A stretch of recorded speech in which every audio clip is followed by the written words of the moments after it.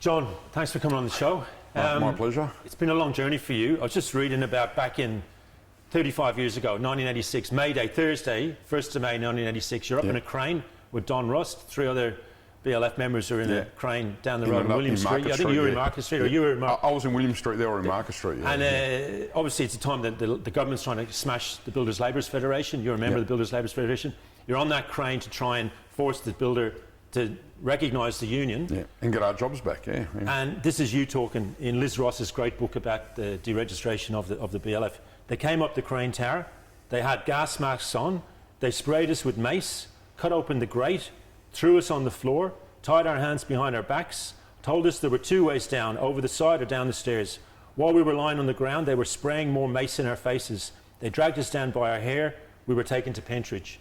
Now, if somebody had said to you that afternoon, that 35 years later you'd be running the construction, you're probably the strongest union in Australia, you would have thought they were tripping. I would have thought, well, what drugs are you on? Give me some of them. That's what I would have thought. And like the BLF back then and the CFMMEU, it's really civilised the industry. I mean, I just want to go over it with you for outsiders who don't get like what we've done in the building industry. Because when I go back to Ireland and say I'm in the building industry, everyone gets a bit embarrassed. You know, you feel sorry for you. Yeah, it's not a proud sort of... it's totally the opposite here. So builders' labour today, you're talking about $50 an hour, pretty much, with side allowance. And after 3:30 and weekends... Double time. You've got $50 an hour travel allowance, pretty much, or close to. Superannuation, $235 a week. Incolink, which is like a redundancy thing, $100 a week.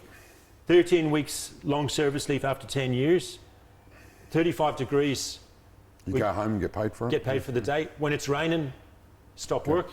I mean, were these gifts from Jesus or the construction companies? I mean, you've been in that battle right from the start. Talk us through how these were won. Some of them were already won before I started in the industry, and it was won by the previous generation. And you know, sometimes some people do think it's a gift from Jesus. You know, they just all fell out of the sky, and the employers gave it to them all out of the kindness of their heart. I mean, back then, every single thing we got, like the things you've described, were all fought for. I mean, people done time. People went out in the grass. You know, in the 70s, I mean, people lost like 8 weeks' wages on the grass or on the verge of losing their houses because they fought the good fight. And that's why we enjoy these things. And I think some of the younger generation, part of our culture has been we educate our members to let them know how this all came about. I mean, look, New South Wales branch had a poster. It was a $500 award. Back then, $500 was a massive amount of money. And it was asking for anyone to identify one condition that we had that the boss just gave to us that we didn't have to fight for. No one's ever claimed that reward, right? So every single thing we have, we've had to fight for. And look, now it's a bit more civilised. The industry has just become a bit more civilised.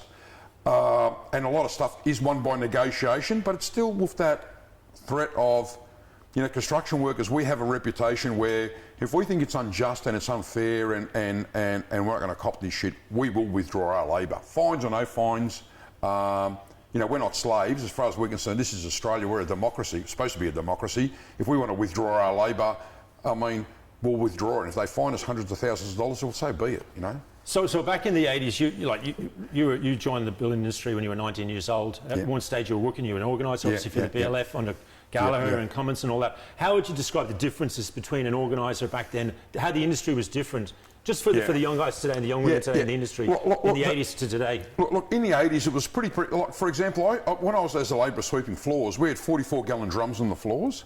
They were filled with sawdust that had been soaked in Kero.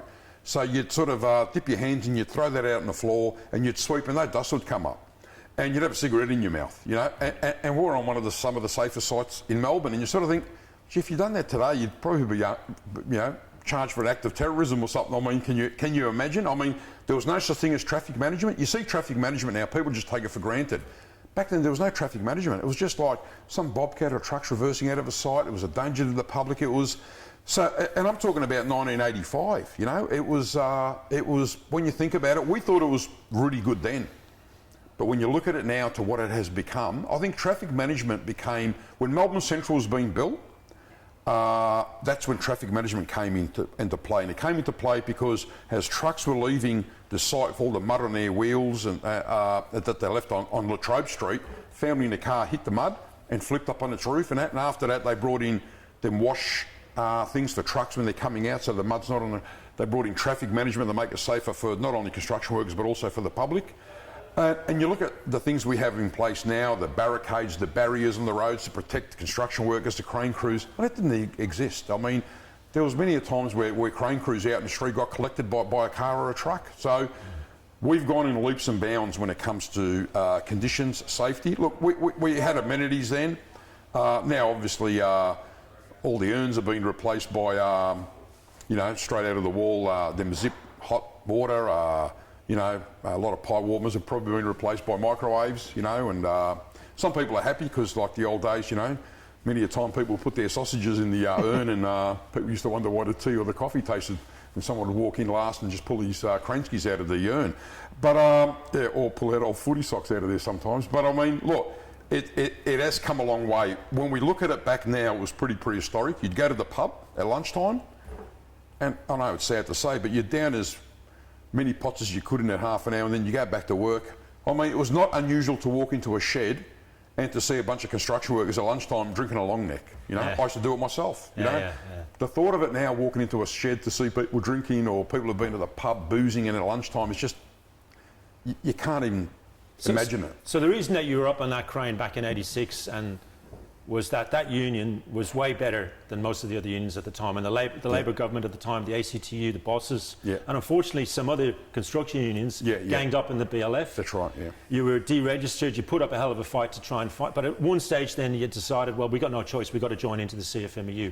What was that like when you made that move into the CF? It must have been a bit tough. I mean, I think it worked out probably better than a lot of people thought it was going to. I mean, you're here running the union now. Well, we were called traders by some people back then when we did it. I mean, I remember John Cummings. We sat down. I'll never forget. It was a cafe underneath the bars in Carlton there. Another building that the Builders Labourers Federation saved. And I remember having a coffee, and he spoke to me about it. There'd been approaches made about unifying the building industry and everyone putting aside their differences and sort of creating a better union. And at first it was a bit hard to sort of swallow because these people were our sworn enemies, so, but there was a lot of good people in there that didn't like what was going on and wanted to change things. And that's how we sort of moved forward. It was very hard because people called us traders. I mean, I watched a movie called Michael Collins starring Liam Neeson, and I remember when he was trying to bring peace and independence and that, they called him a traitor. I thought every time I watched that movie, I think that's how we felt, we thought we were on the right path, and which in the end, we were right. We made the right decision, and we've created a super union out of it and bringing people together, people that had normally hated each other. We brought everyone together and created a good, strong union, and no one thought it was possible to walk into a pub and to see people that were sworn enemies all drinking together. I've seen things that I never thought I'd seen in my life, and it just shows what that sort of common cause, a common thing. And I think some people were sort of almost relieved to sort of reconcile, because it was like, because you weren't sort of actually the natural enemy of each other, really. We're all building workers. The other side was the enemy. We should be together fighting them, and we're all construction workers, we're all workers, and so I think there was a bit of relief, and people were surprised, and people went along, and look what we created. There were some people that were against it, that stood on the sidelines, they're old resident narcs, threw rocks at it and give every excuse why you shouldn't do it.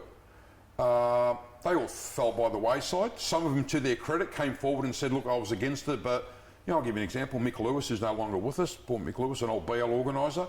We had many an argument in the blue about it, and to his credit, he later on, a few years later, he conceded. He said it was probably the best move that was ever made, and that he was wrong, but he conceded it, and so did a lot of others. And it wasn't about conceding, it was people like him saying that, look, you've made the right move, that sort of you sometimes still need that little bit of reassurance sometimes, because you still get some of the old hands that you were sort of mates with, you stood on picket lines, still throwing little barbs at you, you fucking sellouts, and then you sort of walk away and you think, it's not true, but it still No, hurts it when you gets hear you. it. Yeah. So then hear it from people like Mick Lewis sort of say it was a good thing that it happened and you did the right thing. It was good to hear. It was reassuring. I just want to ask you one question about John Cummins. Obviously, he led the move from the BLF into the CFMEU. He's a crucial leader in the CFMEU. And to this day, almost every building worker in Victoria has got a sticker with his face on it. There's not many people, what was it like? I mean, why was he so charismatic? Why was he so respected? I mean, when he died, I mean, it's never been seen before since then. 10,000 building workers marched behind his coffin in their own time through the streets of Melbourne to Trades Hall at his funeral. I mean, what was it about the man that inspired that confidence and loyalty? Well, he had that charisma. He was a real person. He would take it doesn't matter who it was, he had time for everyone. He'd sit down with you. You had an era then where some union officials were a bit of that arrogance, arrogant. Some had been doing it for too long. They were very arrogant. Where Johnny Cummings was just loved by everyone. He'd come on the site, I mean, all the old Italians, the Greeks and everyone, they want to kiss him and, they share their food with him and they just loved him. He was just a living legend to them because he took the time, like to the Italians, he'd finish a meeting, he'd say, everyone capiche, and then the Italians used to love him, He was just a real people sort of person. He was, he was there for the members, and the members could see that. They can see straight through. It wasn't just a job for him. He actually cared about construction workers, and he'd fight, and he went to jail for them, and they knew he went to jail for them.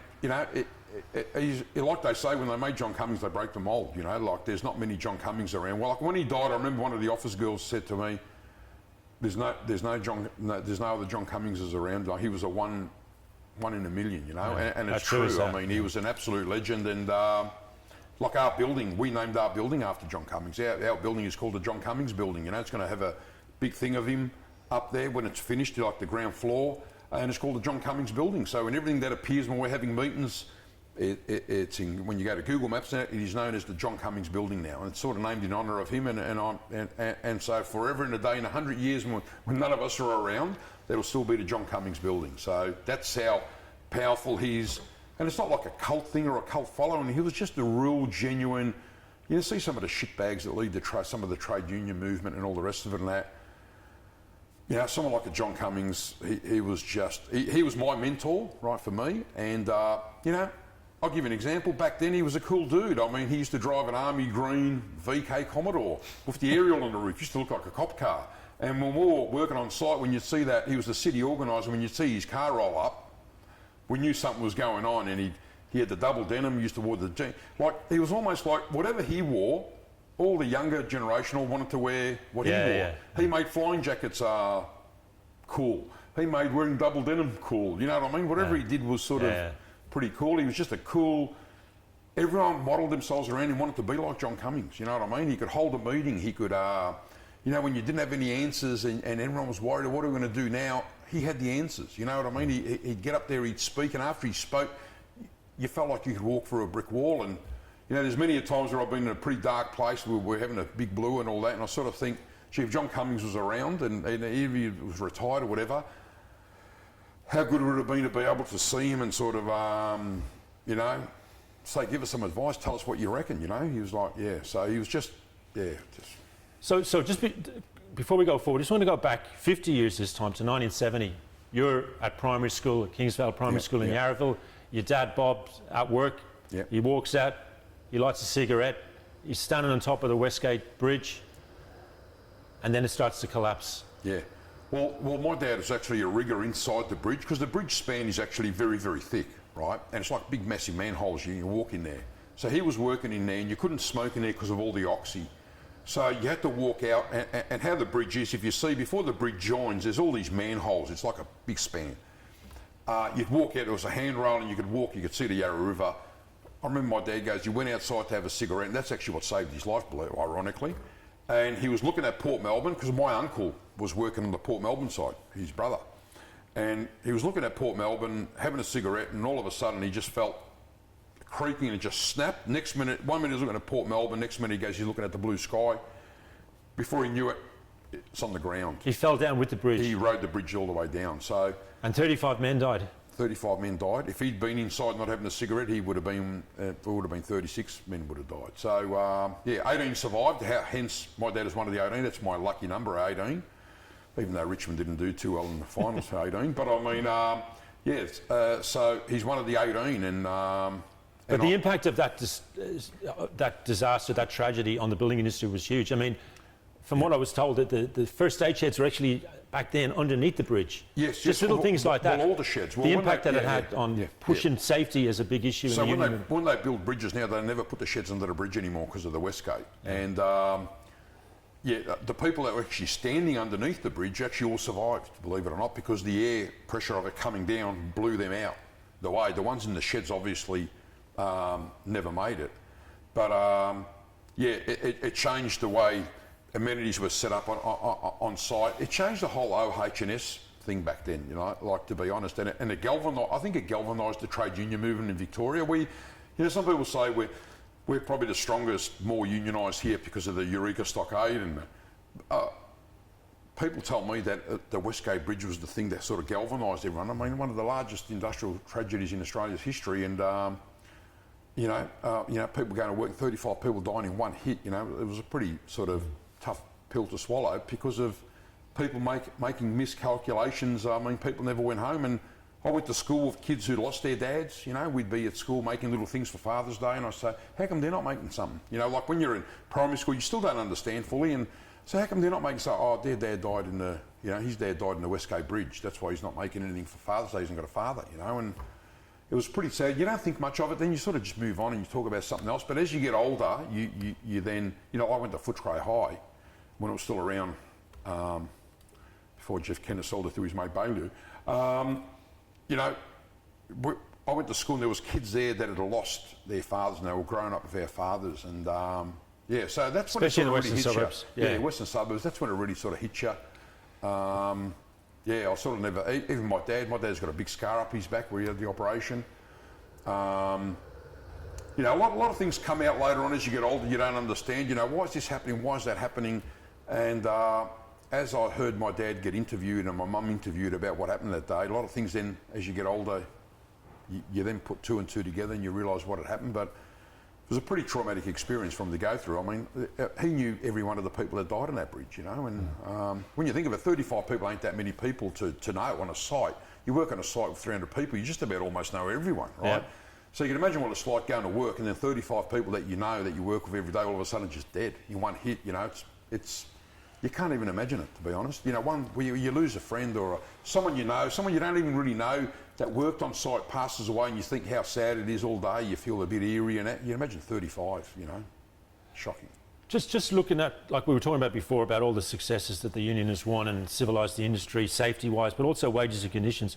I mean, back in the day, they didn't have that. But there'd be a lot of trade unionists who are maybe members of the Labor Party or the Communist Party or just good, strong trade unionists. Today, that's much less so. Yeah. But you've got the strong wages and you've got the great safety. So, do you think today that our members are like middle class? Do you think that if there was a recession, because we've been really lucky without a recession since, apart from COVID, obviously, since the early, since 20 years ago, whatever, that it could hit us a bit harder? That would be harder for us to deal with. Do you think that we're a victim of our own success, if you know what I mean? We are to a certain point. I mean, the more money you earn, the more money you spend. The more things you get, the newer toys. You just go drive past a building site, you see some of the cars some of the construction workers own, you know. And good luck to them. Why not? They've worked for it. They didn't steal it. They've earned it. But sometimes you fall into that trap where you almost become a slave to a system. Sometimes, you know, you big mortgage, I want the bigger house, I want the bigger car, because and they are, at the moment, the money that they're in, they are middle class, right? And if it ever went back to, and some of these young kids don't know what it's like in 1990. I remember 1990 when that recession hit. Remember the old famous 30 years words? Ago, actually. I said 2030, actually. The recession we had to have. I mean, interest rates went to 17.5%. People lost houses. I mean, you know, jobs. It was tragic. People forget about that, right? Yeah. That's how all the trash and treasure markets and all that all started up again, because they wouldn't have survived before that. Everyone wanted everything brand new. Yeah. And I think we've got a whole era of people where, until I started working for the union, I never drove a new car my whole life, you know, whereas back then your first car was half these kids these days, they had my first car that I had, it was my dream. To them, they wouldn't even use it as a, you know, have their dog sleep in. Everyone wants all the brand new cars and all that, and I think if we do hit a recession like we did in 1990, I think a lot of our members or the construction industry people that have overcommitted themselves would be in big trouble. Yeah. Because they have fallen in for that system. I get it, you're young, you don't care, I want this, I want that, and you get the older members on site who've been through this, they try and lecture them, don't buy the new one, should have bought a second-hand one, should have done a bit of this, should have done a bit of that, and there's a little bit of that thing, well, I only live once, I want to enjoy it now, it has changed a little bit. Yeah. But coming back to today, I mean, at the start of COVID, there was a lot of people outside of the industry saying we need to shut down construction, and the CFMMEU, the ETU, the Plumbers Union and the bosses took a different approach. You sat down, you negotiated to keep the industry open with the necessary social distancing and so on. Talk us through that. Why did you make that decision, and do you think it was justified a year later? Yeah, well, we went to a meeting with the government officials when it first started, and the meeting was actually organised by the Master Builders Association, the new head of it, Rebecca Casson, and we all went over there along with all the other employer organisations and all the construction unions. And we'd already put in place a few safeguards, and we were talking to the deputy health officer then, who was Van Diemen. I forget what her name was. She was very receptive to us. She was pretty good. She answered all our questions, and we sort of asked what we should do because we're not the experts on it. I mean, I'm not a virus expert. I mean, I know. There was all of a sudden 10,000 experts in Victoria, namely Jeff Kenner was one of them, even though I didn't see a degree on his wall saying he was an expert in viruses. So we thought we'd listen to the experts that knew all about viruses. And what they said to us to keep doing what we were doing, and we were pretty safe. So we based everything that we did, we based it on what the professionals and the experts and the health professionals told us that we should do. We then went beyond that. We had, in the end, we just made temperature testing mandatory on a site. At first we sort of said, it's up to people if they want it, but problem was we had a few cases where people had come on site, had COVID. If we'd had temperature testing, it would have stopped other people being infected. So we sort of made it mandatory to protect, because we had an obligation to our members to protect them. And we put a lot of things in place which were well beyond what even the health authorities had recommended to us. We thought, you can't overdo this. Let's just put even more and more layers on it. All our delegates from the ETU, the Plumbers Union, metal workers, our delegates all had training on contact tracing, on how to look for symptoms. So we were trained by the professionals. So that's why at one stage during the height of COVID, a construction site was actually the safest place to be on, believe it or not. So yeah, temperature testing on sites, scanning machines. We've had everything. We had the Incolink. Incolink done a fantastic job in their bus going around and testing people. And look, the first site where we had an outbreak, it was Melbourne Square. It was a multiplex site. I mean, I went there. I was on the job at about 5:30 in the morning. We're having a meeting. It was a bit hysterical. So we had to have meetings in 4 different blocks because of the amount of people on site.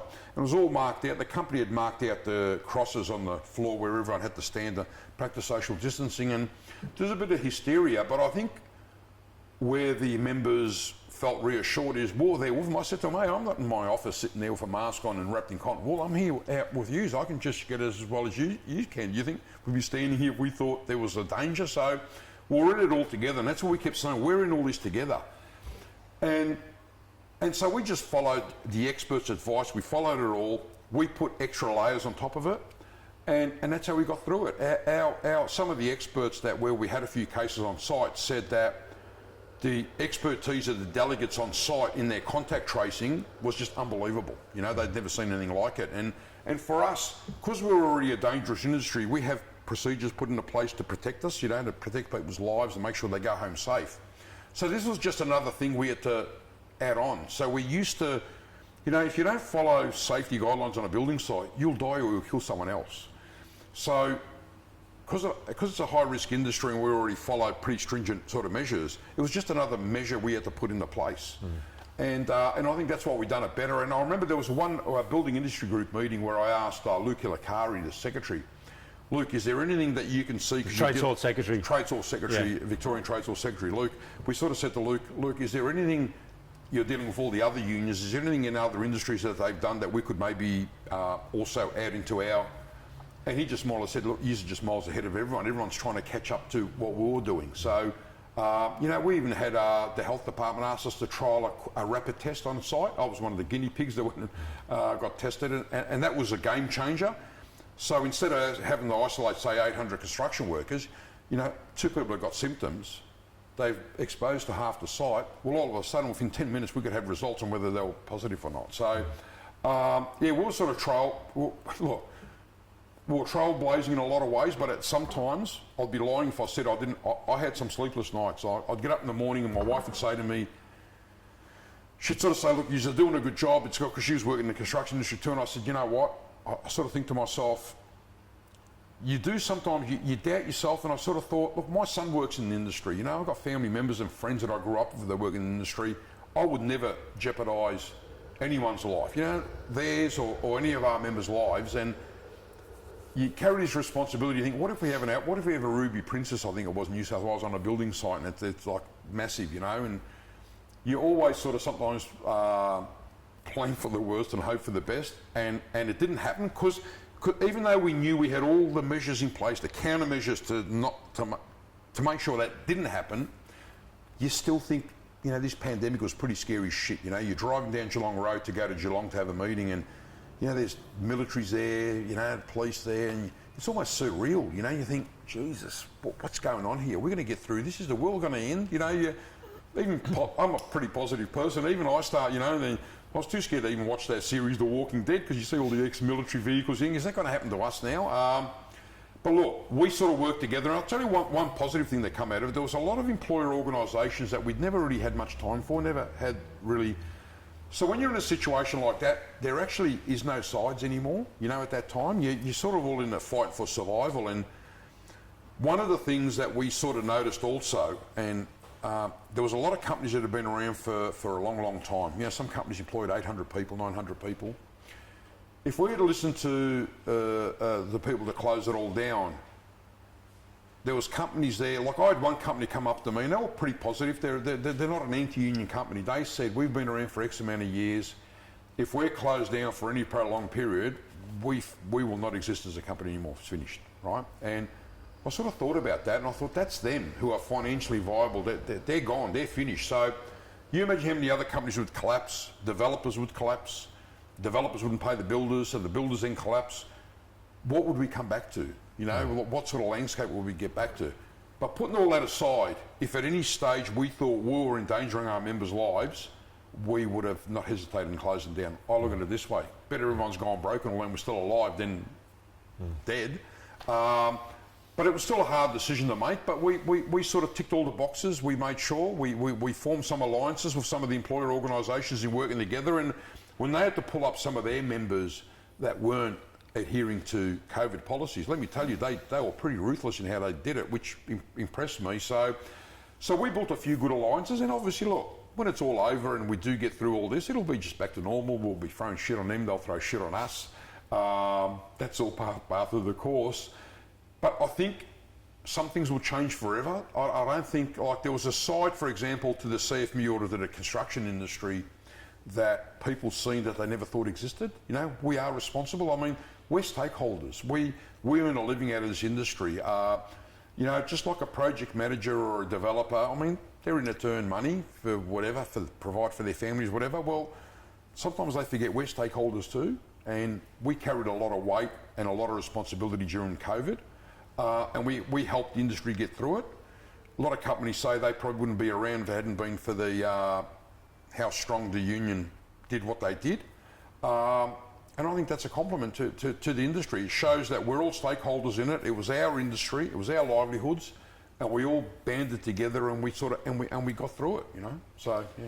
No, that's good. I want to talk to you about the number of women coming into the building industry. It has been a massive increase in women, including my daughter and many women, not just in traffic but in other trades. And I think to a lot of people outside the building industry, they would find that really surprising, because you ask your average man and woman on the street, oh, do you know John Setka? They'll be thinking, oh, 2019, he got charged with this, he got charged with the... For sending text messages. Harassing you with a carriage service and 12-month bond and all that, and then you had McManus trying to get you to resign, you had Albo trying to get you to resign. Now, obviously the members came in behind you solidly, but... And I want you to, 2 years on, to tell me how, if you could just look back and tell me what you think about all of that. But just the other side of it, which is less known amongst outsiders, is that under your leadership, there's been quite a conscious policy by the CFMEU to get more women into the industry. How are you doing that, and how's that panning out?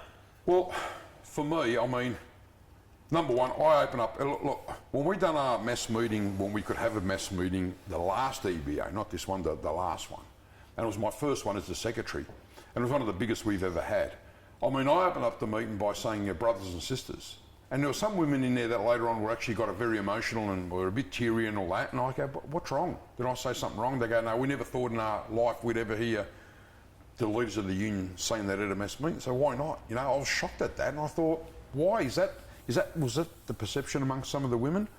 So it was a big thing for them by me just saying that. And recognition. I open up every meeting. I go to a site, do a lot of toolbox meetings on sites, and I open up every one of them by saying brothers and sisters, whether there's a woman there or not. And I've said to the organisers, that's how we open up all our meetings, right? We've openly pushed for more women to come in. We want to break that stereotype. And one of the things I do when I have a meeting on site is I say to people, remember, we've got a lot of women on site, and nearly every site you do go to, there's a number of women there, which is very refreshing. And I sort of say to them, remember, if you're working on a site, when you're working with one of our female members, and I say to them, remember, there's more females than males in Australia, so you be careful. They want to revolt against you, we're in trouble, right? They are equals. You've got to treat them as equals because they are our equals. They're human beings. They are members. I mean, just because they're females doesn't mean they're inferior or anything. Doesn't mean because it's been a male-dominated industry for so long that they can't do the job. In a lot of cases, they do the job better than men do, right? So I sort of say to them, when you're working with a woman, just be conscious of that. And you might drop a smart ass, like a little bit of a joke. And some of the old school boys, they drop an old... I said, just remember this. If that was your daughter, your niece, your mother, your sister, or your wife working, how would you like them to be treated? And that makes people think, like I had one bloke come up to me and, I remember once there was a bloke, he said something to a girl, he didn't mean it, but anyway, and I said to him, mate, what if that was your daughter? And someone said that, oh, I'd kill him. Oh, really? But it's all right for someone to do it on someone else's daughter. And he said, yeah, very point taken. So I try and, that's how we're trying to educate a lot of that school. Like, just think about that. Put yourself in that situation. If that was your daughter, wouldn't you like her to be treated with respect and dignity in the workplace? So that really resonates with people because they think when they put it in that perspective, and then I've been told by other people, I shouldn't use that because that's degrading women by using that analogy. I don't know where they get that, but anyway, it works for us because I've had a lot of members come up to me. I've had a lot of women that have been on site come up and say, that was fantastic, thank you very much for all the support and all the rest of it. And I said, look, thank you. You're the members. I mean, we're here working for you. You pay. See, I always say to the members at their meetings, you pay our wages. And I say to the women, you pay our wages. You tell us what you want. So we've got an open door policy when it comes to women. We want more women. We want more women as delegates. And that is happening now. We've got a whole new younger generation of women coming on site. It's so refreshing. It's fantastic. We have had hardly any cases of any discrimination against the women. I think the worst is the employers. The employers getting their head around it. Some of them say, oh, if we have a girl here, then everyone's going to try and date her. Like somebody said, it's a work site, not a dating site. I mean, don't throw obstacles in the way. I think part of the problem is some of the older construction workers didn't want their kids, daughters working on a construction site. Where that's changed now because they see it's all a bit more civilised. They make a lot more money on a building site than in hospitality. And they've seen the other women work there, how they're respected and how they're... So I think, look, even in our clause, we've realised that we've got a big problem with women with young kids, whether she's a single mother with two young kids, for example, or a married mother with two young kids. I'll paint a scenario. You've got a married mother or an unmarried mother with two kids, even her partner goes to work early in the morning. Well, she can't afford to have a nanny, so she's got to get the kids ready, take them to school, And a lot of schools haven't got before care. They've got aftercare, but there's no before care. So how could she work on a building site when you're supposed to start work at 6:30 or 7 o'clock? So that's why in our latest EBA, we've got a clause in there for part-timers, which we're trialling. And what the part-timers is, it's in regards to women and our elderly members. So what happens to a woman, it's called job sharing. So what can happen is, you might have an older woman whose kids are already grown up, you know, they take themselves to school. She can start work at 6:30, work till say 10:30, 11, and the woman whose kids, she has got no choice but to take them to school herself, well, she's got a segue. After that, she comes to work and she can work, and so she's got a career in the construction industry and they're sharing a job, and I think it's fantastic. So as her kids get older and they take themselves to school, she's already in the construction industry. She's going to earn good money even being job sharing. And it's a segue for a lot of women who could only dream of, you know, some of them sort of say, oh, when my kids get older, maybe then I'll look at getting in the construction industry. We don't have to wait anymore. They can get in there earlier. And that's why we're trialling it. We've got a couple of pilot programs to see how it works, tweaking it to see where some of the royalties probably going to go on. And the same applies to our elderly members, you know, like two older members, like they say to me, we can't work the long hours anymore. We don't need to. We haven't got mortgages. Kids are left home. We've got less bills to pay, but we still need to work, but not 6 or 7 days a week. So they job share. So there's also a clause in there in regards to respecting women in our EBA. So for all the people out there that want to all talk about it and get on their big soapboxes and talk about it, I don't see too much action happening. We actually do it.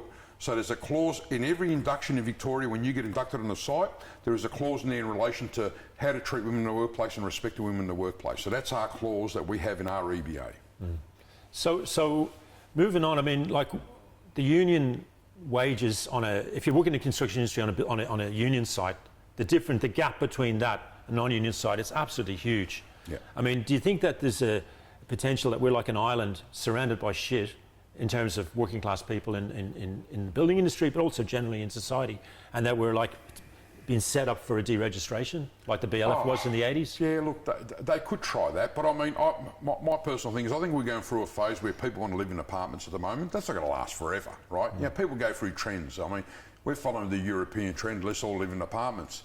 You know, there was one stage where people wanted to shift out of Melbourne and live, you know, if you didn't live 2 hours away, there was something wrong with you and you had an acre. Now everyone wants to live in closer. Eventually there's going to be another trend that's going to, you know, follow. So I think a lot of the infrastructure stuff, see what we notice with a lot of them non-union builders, they come in there, a lot of them go broke at the end. They never complete the job because they get a lot of housing contractors who might be very good at building a house, but when it comes to a multi-storey with programs and all these safety measures that come off a high-rise, they don't make it. A lot of them that have gone in there have done one job and then got out of there because they lost a lot of money there because they just weren't used to it. I said, I will leave it to the people that are experts at it. But look, there's always going to be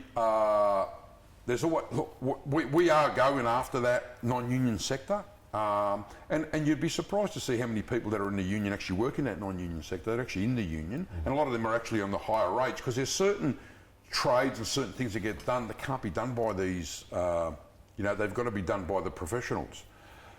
I think it's just one of them things. We're going through a phase at the moment. There's a bit of a boom. There's a market for it. It'll slowly, as quick as it's come, it'll slowly sort of go. But it's our job to go and organise some of them. You know, we've got a clause in our EBA for some of that lower tiered stuff where it sort of reverts back to some things in the award, like their overtime rate might be time and a half instead of the double time. So they're still much better off than what they are under the... See, because from what we've been told at the EBA negotiations, our mainstream builders and some of these non-union builders, it's getting very close. It's like you're talking about sometimes there's only a 3% difference, you know, 5% difference, because some of these non-union people have realised they're losing money hand over fist, so their price is going up. So they're getting closer to what the... So a lot of the EBA and unionised companies are now sort of saying, with this clause in the EBA, that gives them the capacity to actually win this work. They can go after this work more aggressively and win it. At least then it's all unionised and people are getting proper wage conditions, they're getting superannuation, they're getting all sorts of sort of things. So in the end, look, we will get there. It'll never be 100%. Nothing's ever 100%. Never has been, never will be. But we will eventually get there. When I first joined the industry, the union was run by Irish and Scotch and Celts, and the media used to always talk about pommy shop stewards and have a crack. And I remember the members used to say, listen, you buy a cat, if it kills the mouse, it's doing the job. We don't care if the cat's black or white. And now today, you know, you get the cracks, the union's all Croatians, you know. I mean, how do you respond to those criticisms? Well, it's not. I mean, they're a very small part of the whole structure. I mean, we've got 400 and something shop stewards in Victoria, you know. We are a pretty diverse sort of, you know, when it comes to, you know, we've got shop stewards and representatives and members of all walks of life. You know, we've got Muslims, we've got, you know, we even put a Facebook thing on, it was a Muslim, it was a special holy day.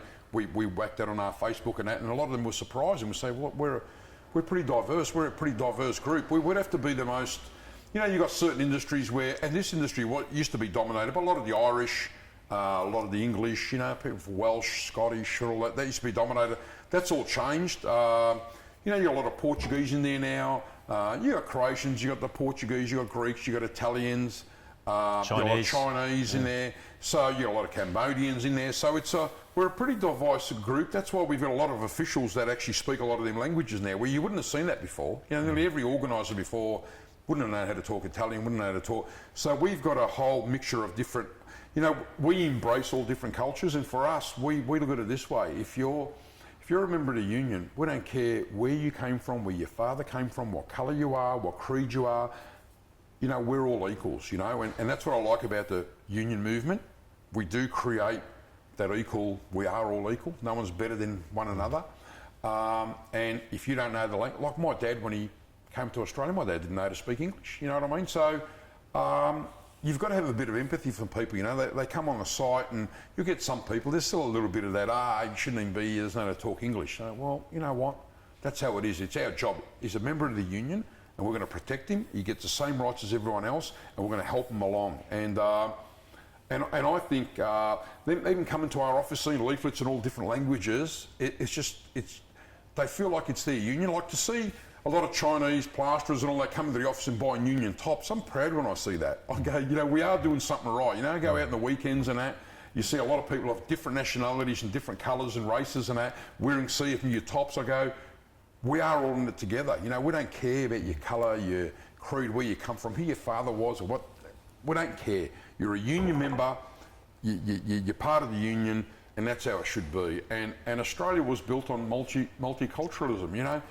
You hear people say, you know, wogs, and there's a little bit of that still goes around, and I just say to people at meetings, you know what, hey, unless you're an Indigenous Australian, we're all wogs, because we all came from somewhere, or our parents came from somewhere, so the only true Australian is the Indigenous Australian, and look at the way they got treated. Yeah, no, absolutely. So I think one of the problems in the industry at the moment is the finishing trades. So pretty much you walk in any union job, 100% unionisation, everyone's got the union stickers, all the companies have signed the enterprise bargaining agreement with the CFMMEU. But often at the end of the job, your plasterers, your Chinese plasterers, your Afghani tilers, your South American cleaners, often they're not getting the full rate. Behind the scenes, they're actually getting a lower rate. What's the strategy of the union to deal with that? Because that can be quite demoralising to, you know, especially when the finishing trades are usually non-white. You know, and the beginning of the job, they usually are white, you know? Well, a lot of them got imported as cheap labour, and they come in on a one-week working visa. And the first thing was to break through this. You know, people say, oh, fuck them, who gives a shit about them? And I said, hang on a sec, they're union members. They've come here for a better life, just like everyone else's parents did, you know? So we've got an obligation to look after them. And once you get through because they get told by their employers, don't go to the union because they hate you, they're all racist and they want to deport you all, you know. Once we've got through that language barrier, we've got Chinese interpreters for them and all that, and we tell them what's going on, then it's 100%. They're as dedicated as the most hardcore union person. I mean, they want what they're entitled to. So one of the things that we've done is we've noticed we're desecrating the trades. So, you know, like for example, let's look at this. An electrician or a plumber, it's a licensed trade. So if you do an apprenticeship, at the end of that apprenticeship, there is light at the end of the tunnel. You've actually got a career path. What we noticed with carpentry, plastering, bricklaying, you didn't have to do an apprenticeship to lay bricks or to... So we've now changed that. We lobbied the government and we finally, it took us years and years to do, and we finally got it in. It's going to take a couple of years to sort of bring it in because you've got someone, for example, you might have a Chinese plasterer that's been doing plastering for 20 years. He's probably as good as a tradesperson. So what will happen is they'll do a competency test and they'll be given an accreditation for their skills and their knowledge and their years of service in the industry. But after that, you want to be a plasterer, you're going to have to do a trade. You're going to have to finish an apprenticeship and show indenture papers before you're able to hang a sheet of plaster. So what's going to happen is a lot of kids are going to take up them apprenticeships because it was almost like a dying trade. Carpentry. You know, the argument we use to the government is, no offence to the plumber, but you put that black poly pipe on the wall there and connect the tap to it, you've got to be licensed. Yet, you know, 40 floors up, you're putting the balcony where 10 people are going to be standing on, is done by a carpenter, but you're not even licensed, you're not even a tradesperson. Yet, how does that, you know what I mean? And that would weed out the underpayment of finishing trades. Yes, that'll start weeding out the underpayment. So that's the thing. That'll take a while though, won't it? It's going to take it's going to take the next 4 to 5 years for it to sort of come in, because you can't throw all these people out of the industry that have been earned a living out of it, are pretty competent, but you're going to stop the rorting of it. And, you know, we've got Afghani tile layers that have been, you know, once we can get that licensed, you know, we have a situation, and it's hard for people to believe. You could write a book on it. You know, where the delegate on site makes sure they get their money, they've got all their back pay, they get their proper money. When they get their pay, he checks it, makes sure they've got it all, and then you find out 2 weeks later that they had to meet the boss at the end of the day and pull money out of an ATM machine and give him back the money. I mean, you know, literally, it's just so sad. It's just that absolutely, if we were doing it, we'd be in jail, but some of these ruthless employers can do it, and it's just total immunity. So I just want to talk to you about some of the tensions inside the CFM with the other divisions. Obviously, you're the boss of the C bit of the CFMEU, construction, but you've got a situation now where Michael O'Connor, the boss of the manufacturing industry, the manufacturing division, Tony Marr, head of the mining division, are working, it seems secretly at least, with the Federal Industrial Relations Minister, Christian Porter, to break up and deregister, to de-amalgamate the CFMEU. I mean, what's that all about? Well, part of it is a bit of sour grapes. I mean, Michael O'Connor, he was the National Secretary of the Union until there was a vote of no confidence taken in him. Look, there's a lot of union leaders that are more interested in the ALP than they are in their members. And I hate that. I've always despised that. I think the people that pay your wages, that we're beholden to them. They pay our wages. The ALP don't pay my wages, so that's why I'm not beholden to them. I'm not even a member of them anymore. Yeah, the tensions were created when there was a vote of no confidence in Michael O'Connor, the way he was running the union.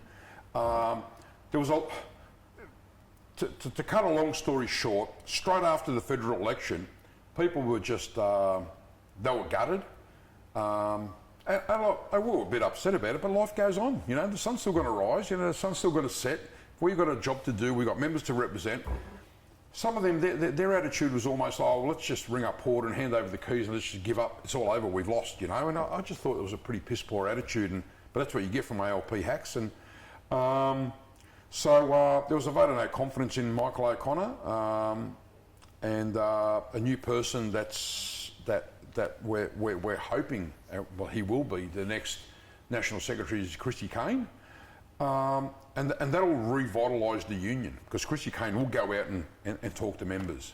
I mean, Tony Marr having secret meetings with Christian Porter on getting demerger things passed. I mean, Christian Porter would have been rubbing his hands together. Can you imagine? I mean, all these secret meetings, apparently not even the ACTU knew about it. And then someone like Albo, who's a mate of Marr's, just rushes it through caucus and they put it in through. Now, whilst it might not affect us, there's a lot of other unions out there that are made up of a whole heap of amalgamations. Can you imagine if they get one disgruntled group and, we want to de-amalgamate now?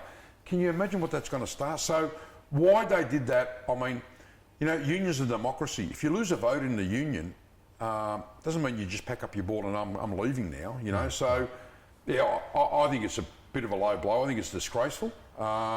Look, if he was meeting with Christian Porter over doing something for their members or doing something like that, hey, you meet with whoever you got to meet with to get the outcome for your union. But to put the whole rest of the trade union movement in jeopardy, and yet not one bit of criticism from the ACTU. Can you imagine if I'd done that? If I'd had a secret meeting with Porter and got some legislation put through that was going to, you know, damage the trade union movement, I mean, they'd be burning effigies of me down in Swanson Street, you know, but Tony Marr does it, total silence from the ACTU. Why? I mean, that's what I don't get.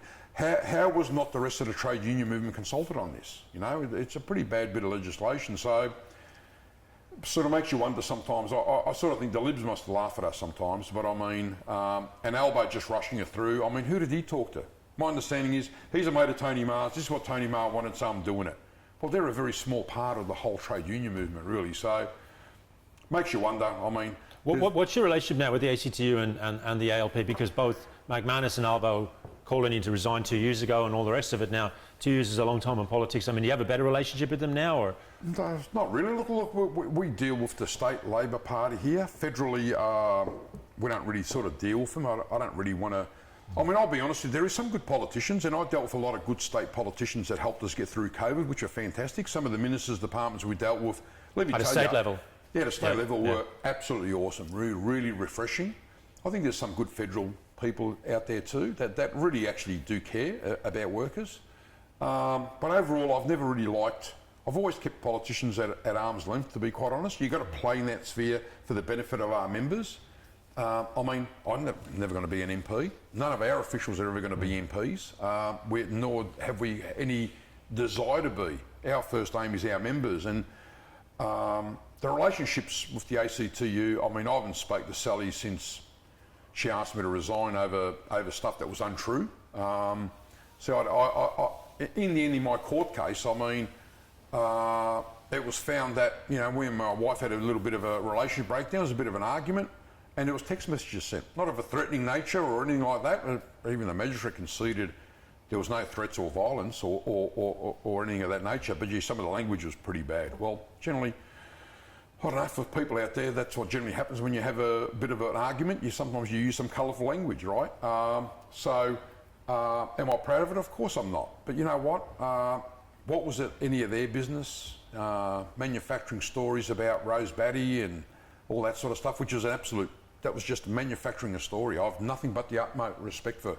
Rose Batty. It'd be like now someone saying I was at a meeting and I was hanging shit on John Cummings. That's what it'd be like. So I didn't take the thing seriously when they first started. I thought, this is bullshit, I've never said that. And it was just amazing how something just out of nothing just grows all these legs. So they all got sort of sucked into that. I think there was a bit of a conspiracy that as soon as we said we weren't going to give the ALP any more money and they could go jam it, that was apparently my suicide note that they talk about at the meeting, where I said they can jam it up their arse, not giving them any more money. That would have got to them, yeah. Well, that's what got to a lot of people. So it was almost like let's get John Setka campaign, which was pretty low. I mean, me and my wife and family were mending our relationship. We were in a very good place, and to sort of come home and see Albo shooting his mouth off over something that was just untruthful and didn't even know what he was talking about, and then having Sally McManus, you know, I mean, last time I looked, we pay Sally McManus, doesn't pay us. So, to sort of see me, and I had a witness there with me, Troy Gray from the ETU, good friend of mine, very loyal, who I brought along. He was there as a witness. It was just bullshit. The things that she threw at me, said, who told you that? But why are you believing all that bullshit? And when I went to court, it was all proved to be, all this other stuff was just proved to be all bullshit. And I never heard from any of them. And you know what? I could live another 100 years, and if I never spoke to Sally McManus anymore or Albo, I've never liked Albo, never spoken to him anyway. No skin off my nose, really. I mean, you know, you got to understand the trade union movement pay the ACTU. The ACTU doesn't pay the trade union movement, and I don't know. I'm a bit disappointed in the ACTU. I think they've lost their way since the election loss, which I think is sad. I think the ACTU should be always at arm's length and to be seen as being independent, and they're not. And you know, we have this Fair Work Act that we have now, and like a fellow brother at the MUA once said to me, we had a Gillard-Rudd government, the ALP, where they had the control of everything.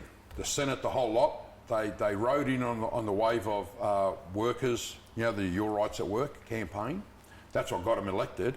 The Prime Minister Howard lost his own seat. And what was the legacy of all that? The Fair Work Commission. What a wonderful legacy, you know. And people sort of don't want to. I say that, and admit people, that, you shouldn't say that, but it's true. I mean, call it as it is. You know, that's our legacy. So, yeah, I haven't got too much time for these people. I mean, Yeah, it is what it is. There is not much of a relationship. We're still affiliated to the ALP. We're still affiliated to the ACTU. Sometimes you wonder why. Maybe it's because they'd rather we weren't. That's why we're still affiliated. Just to piss them off. Know. Yeah, but it's a bit disappointing. I mean, peak union body just becomes bureaucratic, and in my view, like some other senior union person said to me, it is like a club. And you know, you have union elections every now and again, and a senior union ALP person said to me, John, you got to remember one thing. Whenever someone's having a union election, what do? How do they get elected? They hang shit in the ACTU and they hang shit in the ALP, and that's how they get elected. And I thought, as sad as it is, how true is that? Yeah. Just one last question, John. I mean, it's like your family, you, your wife, your dad, blessed, cursed, but they've been part of the building industry for a long time. Yeah. It seems, for me at least, the most amazing story. You wouldn't believe it if you pitched it to Hollywood. You're in 2013, you're in this death roll with Grocon, you and Daniel Grollo. It gets quite, at least in the media, it gets quite personalised. Yeah. You're the union office at the time is on Swanston Street. You're at your union office doing your business. Across the road, there's a Grocon job. Yep. And you hear a noise and a wall falls on three poor people just walking past. You run across the road and you're part of a crew that's just trying to save those people. How did that make you feel? Tell us about that. Well, it's something that, you know, I was told I should have had counselling over that. It's a pretty traumatic thing when you're there trying to help some poor kids and you know, you got your staff there kneeling in blood, giving first aid. Because one of them was kept alive by our staff. You know, you're lifting bricks and you're sort of thinking, gee, what else are we going to find under there? Is there any other bodies, any other kids under there? You don't know. You know, being a father myself of 3 kids, it's something I'll never forget. You know, you take stuff like that to the grave, and then the worst part about it is actually meeting the parents. Like,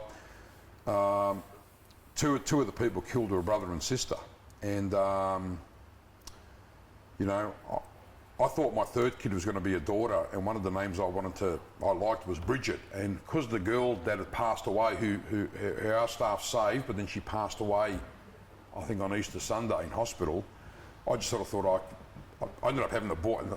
It was a boy anyway, but I mean, I wouldn't have picked the name Bridget, which I wanted because of that. You know, it just would have brought back too many memories. And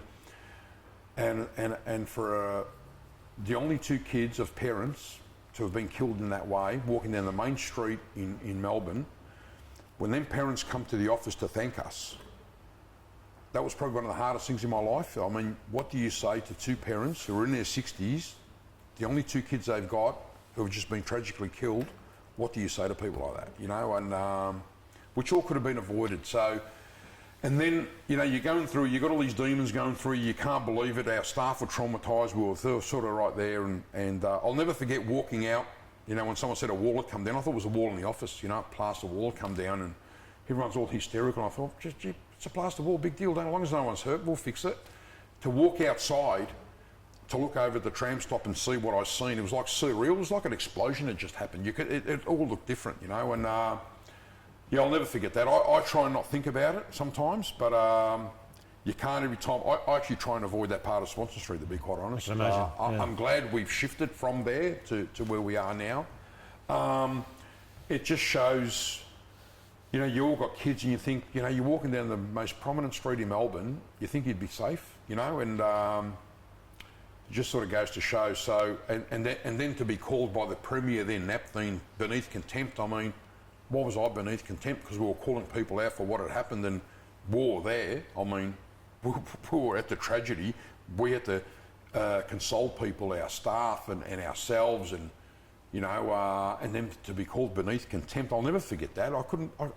I thought he wasn't there, and that thing wasn't there. What, you know, so He was the Premier of Victoria at the time, the Premier Liberal at that time, Premier. yeah. And calling me beneath contempt, I just couldn't believe it. I thought, you know, rather than say I was terrible for all the people that were there, and you know, we had the fireys, all the rescue people sending us letters saying how commended our staff and what we did there and keeping the people alive, and it was commendable for what we'd done. Then we got the Premier hanging shit on us, you know. So forget about Liberal and Labor. It was just a tragic thing that had happened in Melbourne. War there, happened right across the road from our office. Were intimately involved in it, and then to be called beneath contempt, to me, I'll never forget that, you know. So, people say, oh, the Libs and Labor, and there's not much difference between some of them and all that, and there isn't sometimes. It's fucking hard to tell. If it wasn't for their logo, you wouldn't fucking tell. But let me tell you, that was a low blow, yeah. That was a pretty low blow, you know. It was just, I was still, people have come to me and said, you should have some counselling over that. And you know what? This is probably the first time I've talked about it for ages. I try not to talk about it. That's my way of sort of coping with it. But it's, I just feel sorry for the families. And, he's 3 students walking down the street, minding their own business, and next minute, they're dead. What a waste of a life. It was just so unavoidable. That's the worst part about it. It should never have happened. Just to finish up on a positive note, then I saw Mike Tyson on the telly the other day, and somebody said to him, "How would you like to be remembered?" And he said, "I just want to be remembered." How would you like to be remembered? Oh, look, hopefully some of the things we have done in the building industry in regards to bringing in women, safety. For me, a big passion for me is I don't think anyone should ever go to work and never come home again. We've got we've got one of the highest suicide rates of any industry, and I think part of that is driven by, it's a very risky job. It's high risk. You're always on edge because it is a risky job, and I think that leads to your nerves, affect your nerves, everything, and the long hours, and the long hours and all that, and the fatigue and all that, and to know that because. Nearly every office worker, no offence to them, but they're going to come home alive. I would like if there was, if you could somehow prevent, after the Westgate and everything, and I've been on sites when someone's died, and there's no feeling like being there, and you sort of sit there and you think, gee, this person, what were they going to do this weekend? What were they going to do tonight? Were they going to go to dinner? Were they going to watch a movie? They had all these fucking plans and it's all come to an end, And the worst part about it is the families that are sort of then forgotten. They're victims too. Their lives are never ever the same ever again. If we could stop, I'd love to say, we've made it safer and we've saved all these lives and people aren't taking their own lives or aren't being killed at work. Making the industry safer, making more, like my daughter's, she's going to be 9 years old, soon, and I'd like to think that if she wants her at 18, she can go in a construction site quite comfortably. All the obstacles have been removed to stop her from going there. She can be a doggy on a crane and that, or she can choose to be a lawyer, or she can choose to be whatever she wants. I just think where we've opened the doors to our industry to women is important. I think our industry leading the charge in Indigenous Australians, First Nations people, being recognised and acknowledged. So we have a smoking ceremony as part of our EBA on every site when it started. The traditional owners of the land are acknowledged. It's in part of the induction. There is a plaque put up of whoever, the Wurundjeri people, whoever it is in that area is put up there. So it's a bit of an educational program. I say to people at meetings, a lot of you come from countries where your countries were taken away from you or your fathers and that. These people had their country taken away from them. It is their country. We're here earning a living on their country, and we've got to acknowledge them and show them respect. And all them things that we're doing, as that comes to fruition and it changes the whole thing, I'd like to be remembered for that, that we have sort of changed the industry. We've made it safer. That's my number one point. We've made it a safer industry. But at the same time, we've educated our members, so our members aren't seen as the Neanderthals. We're the progressive ones. We're the ones leading the charge. We're not the happy clappers that all want to go around and just talk all this shit and read about it and write about it, be the armchair revolutionaries, but actually do nothing about it at all. We're the can-do people. We will do there, we will drive it, and if it's not popular, we don't care. We will, you go to our office now when you're leaving, we've got a sign up at every entrance where it acknowledges the traditional owners of the land. There's not many places you go to where that's there, which is a shame.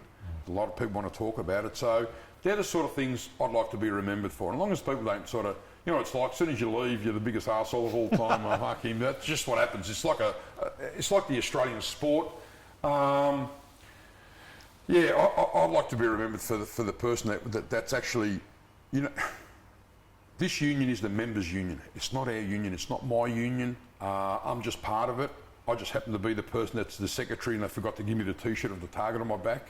I never aspired to be the secretary of the union, and if someone had told me you're going to be the secretary of the union, I never, you know. It was one of the things I didn't set out on a course to one day be the boss of the union. It just sort of happened. I just want, you know, the members to know, and like when you walk into our office in the new Renault, when it's all fully finished, it's their union, you know. We, you know, the counters and all that look like a building site. It's like that form ply, the floors, everything. It doesn't look like the stock exchange. It's their, this is their building. This is your union. Your money paid for this. This is your building. Be proud of it. And that's what we want to leave. So the members have that ownership of the union. It's not some secret society. You can go in and wander around. It's not, we're just the custodians of it that you have elected. It's not ours.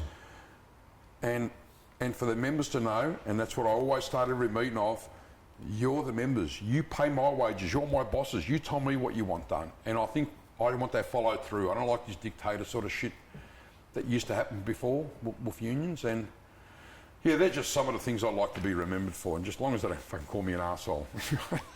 They're going to do that anyway. Yeah, probably. Yeah. Hey, they John, already do now. So yeah. John Setka, thanks for coming on Melbourne Calling. No, it's my pleasure. Thanks very much, Steve. Thanks, Thank John. you very much. Thank Thanks. you. Cheers.